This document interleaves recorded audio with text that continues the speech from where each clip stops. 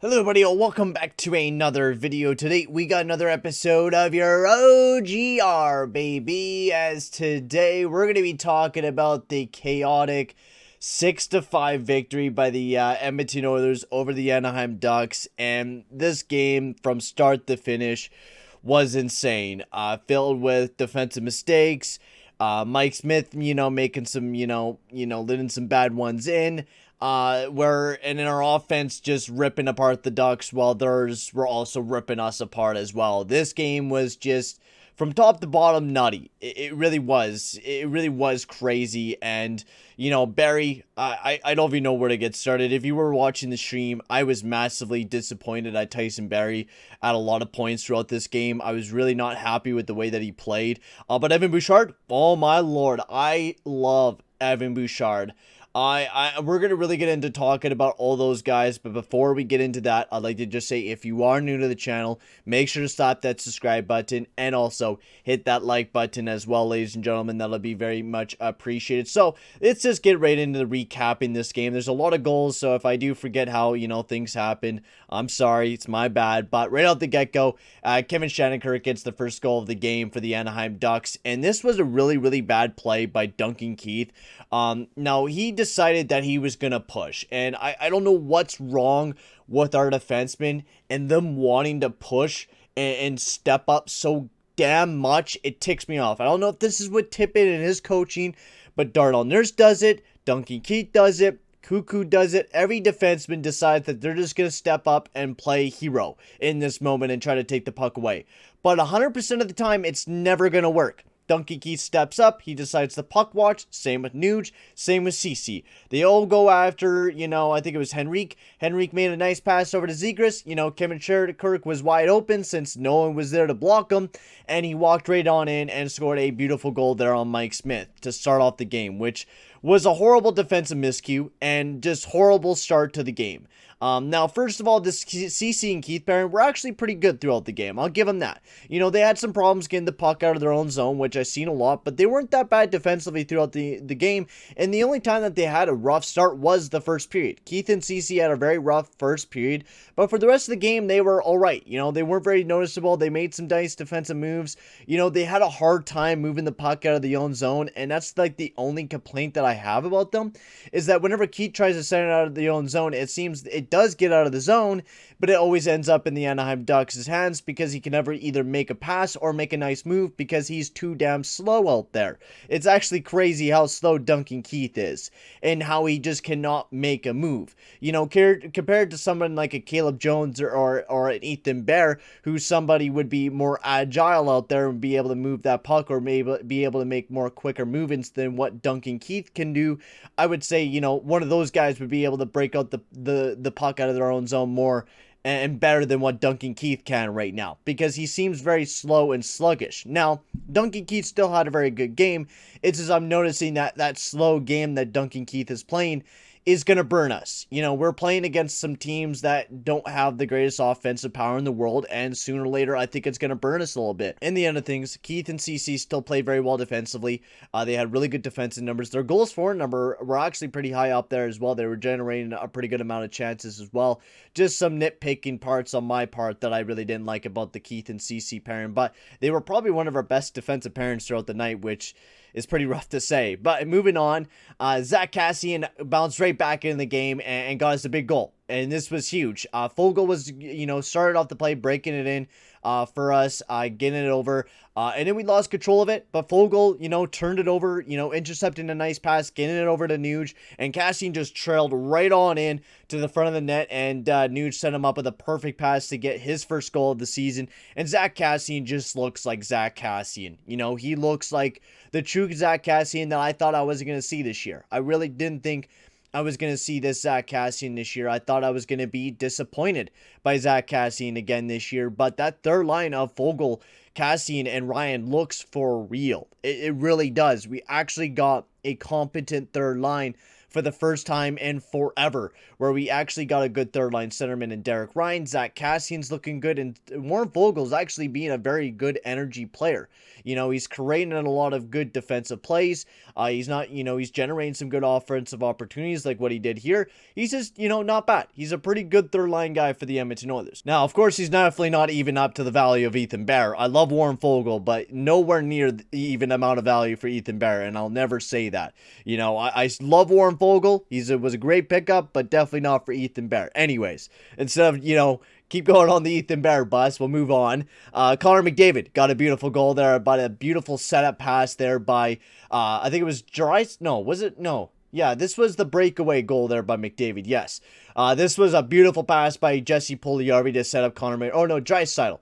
Puljujarvi sent it over to Draisaitl. I'm thinking of a different goal. There's a lot of goals by McDavid on a breakaway. Anyways, McDavid got his first goal of the season by a beautiful pass there by Draisaitl to set up Connor McDavid on a breakaway, and he just shot it right through the 5-hole there on Storlads to give us a 2-1 lead. I'm like, hell yeah, let's go. We have a 2-1 lead. We're looking pretty damn good.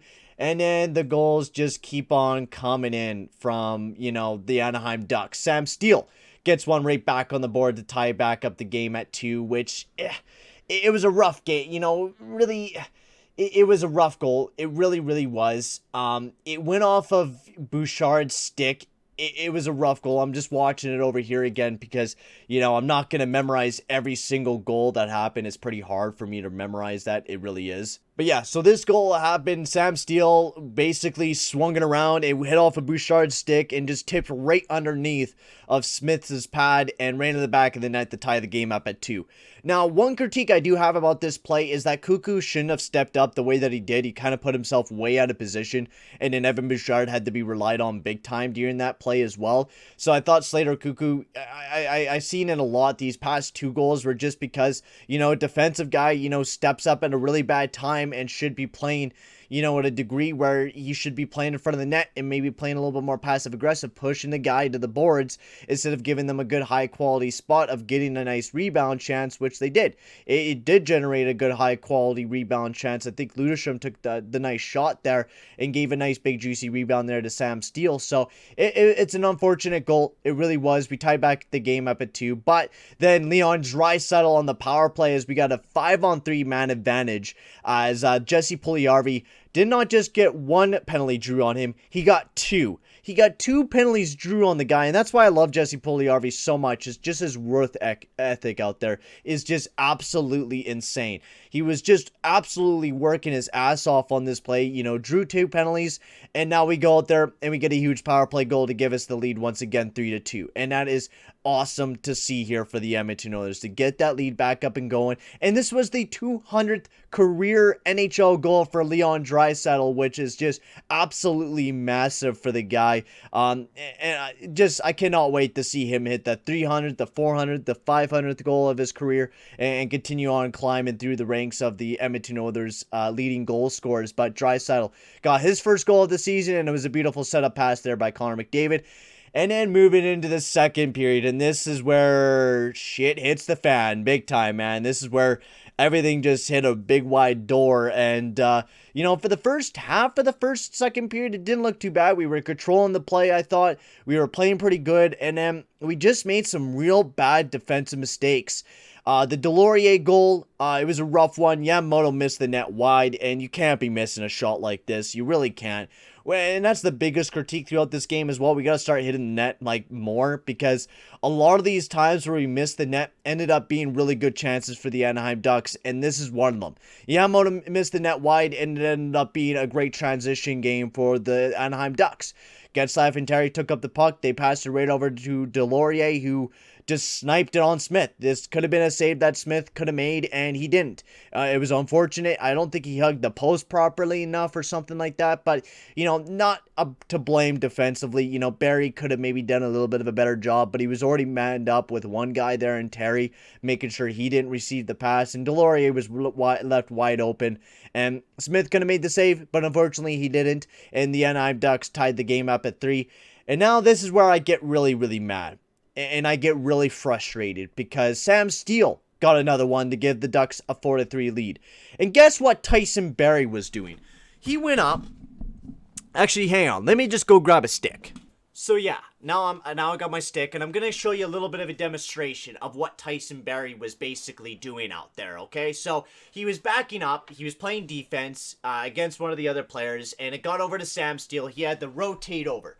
Now, when Tyson Berry rotates over, it's the most sluggish rotation ever. He just does not know how to go from backwards to forwards. And especially during a high pressure moment with Tyson Berry, every time he seems to be in a high pressure situation, he just seems to boggle the puck. And I don't know why. And then he decides to stand there and puts his stick like this and holds it there. Holds it there and does not do a single fucking thing, but he just stands there. He just stood there with his stick holding like this, and that's all he did. That's all he did. Just held his stick straight and did nothing. Didn't poke him, didn't try to hit him. He just stood there with his stick like this. Now that's what I call poor and sloppy defense. And this is a guy that we have for the next 3 years. The next 3 years, and all he was doing was holding his stick straight, and not doing a single thing but that. And people like you, the Oilers fans, think he's good. Do you think that's good? Because I don't think that's good. That was horrendous. That was horrendous defense. Oh, we brought him in there for offense. Get the fuck out of here. Who are you? Who are you to think that we just brought this guy in for offense when we have Bouchard, Nurse? We have so many guys for offense, but we're relying on this buffoon who can't play defense? It's a joke. It's a bloody joke. And finally, Tippett demotes him down to the third pairing after keeping him out there for so many goals against. It's frustrating. It really is to watch Barry like that. Just be an absolute fucking buffoon out there, man. It is. To just watch him lazily hold his stick. I'm just going to show just a little snippet. Not even a snippet of the clip. Just a photo. So you guys understand this horrendous defensive play. And here it is. Look at this. This is what Barry does. Holds his stick like a goddamn idiot and just watches him score the goal. Isn't that just a joke, man? Isn't that just absolutely just a joke? I cannot believe we have a defenseman like him in Tyson Barry. He just stood there. He didn't touch him. He didn't do anything. Just watched him score the goal. Anyways, moving on. Zach Kassian got a goal in the power play after, that horrendous play there by Tyson Berry, who cannot play defense. But he did get demoted down to the third pair, and I hope that stays that way. Because, man, if this was Ethan Bear or anybody making this type of mistake, they would be either getting, scratched or put on the third pair for the next week. So I better be seeing Barry play on the third pair, because that was a horrendous defensive play. And then Zach Kassian got a goal on the power play as well, which our second unit actually did something out there. Bouchard set up Kassian, or he took a shot and it tipped off of Kassian's stick right in the back of the net to get Kassian's second goal of the night, which was just absolutely amazing to see. And then Bouchard, with a Booch bump is what I'm going to call this one, a Booch bump. It was the weirdest goal ever. Booch kind of just tipped it and it went off of someone's stick, and then since Stolars wasn't holding on to the post very well, it went right on the back of the net, and the Oilers took the lead once again 5-4. And I was like, wow, this was the weirdest goal ever. But Bouchard gets his first goal of the game, and I gotta say, what Bouchard was doing in this third pairing, playing up on that this third period, playing up on that top pairing with Nurse was amazing. He was one of the best defensemen throughout the entire night for the Edmonton Oilers, without a doubt. And then Leon Draisaitl got his second goal of the game, which was an empty netter there. Was a nice work there by McDavid to block the pass, and we took the 6-4 lead. And then Shannon Kirk got the third goal of the game, beating Koskinen on his weak glove side, which is definitely still the weak side on Koskinen's glove. But Koskinen definitely did play amazing for coming in for Mike Smith.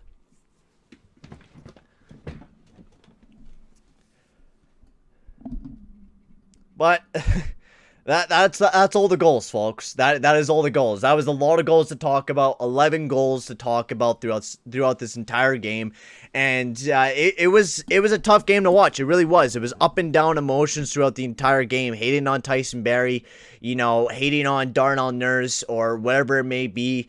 The forward core not doing well, or just the team felt like it was giving up at some moments of time, and then somehow miraculously getting that momentum back underneath of us, which was really good to see. Seeing those guys, going down on themselves, but able to pick themselves right back up was really good to see. It was really weird why Tippett threw a Perlini up on the second line, when I was thinking, why do that when you could have just, threw Draisaitl down the second line and maybe fix that up a little bit better. I don't know. The second line was pretty poor throughout the night between Nuge, Hyman, and Yamamoto. Yamamoto had a really rough night. He wasn't really doing a whole lot, and whenever he did, he missed the net, or, that generated a good chance for the Ducks, which ended up being Delorier scoring that goal. The first line, McDavid and Draisaitl and Puljujärvi has been absolutely amazing. No complaints there, but just once again, stacking up one line is just, it's not a good recipe. It really isn't. I think, spreading the wealth a little bit, I think will help us moving forward, and then we could have multiple lines that could just absolutely dominate. And that's just my honest opinion. Zach Kassian's been absolutely flying out there. Same with that third line. They've been absolutely amazing. I've been loving Derek Ryan. I think he's been absolutely amazing for the Edmonton Oilers, and an amazing third line centerman, and was a guy that we were absolutely looking for. Defensively, Bouchard was absolutely top down, just amazing. I loved him. Darnell Nurse also had a weak night. I really feel like we cannot be playing this guy 27 minutes a game, but who else do you play? You can't be playing Keith, 22 minutes a game, because you can't rely on him. And Cuckoo, who, had a really rough game as well, just didn't play very well. I think the only good defenseman was Bouchard. Keith had a decent game, and same with Ceci after the first period. And Barrie just was horrendous, like I was already saying. He had a really rough game, and I really did not enjoy his game at all. So I think that's it. That's all I got to cover here for the Game 3 OGR. Tell me, guys, in the comment section below how you guys thought of the game, because, I was not very happy about it. We got the dub. It makes me happy that we got the dub, but it was definitely one of the more stressful dubs. And I feel like we're going to see a lot of games like this throughout the entire season, just because, the way that we play defense. Also, Mike Smith left injured as well, which is the reason why Koskinen went in, and, to kind of get the team juiced up as well, because Mike Smith wasn't playing too fantastic. And not blaming everything on Smith. There was only 2 goals to really, really blame Mike Smith for, or actually even 1 goal that you could really blame on Mike Smith. Maybe the second one, because he did have his pad lifted up, but even then, maybe 2. You could blame on Mike Smith, but Mika Koskinen came in and did really well. He made the 20 saves that he needed to make. He played really well coming in to step in there for Mike Smith, so I enjoyed that. Our power play was pretty good. Our PK was really good. We only had to kill off the 1 penalty, but our power play looks good. I really wish we didn't have Tyson Barrie up on that power play as well, because Darnell Nurse actually looks a lot better on that power play than what Tyson Barrie does, to be completely honest with you.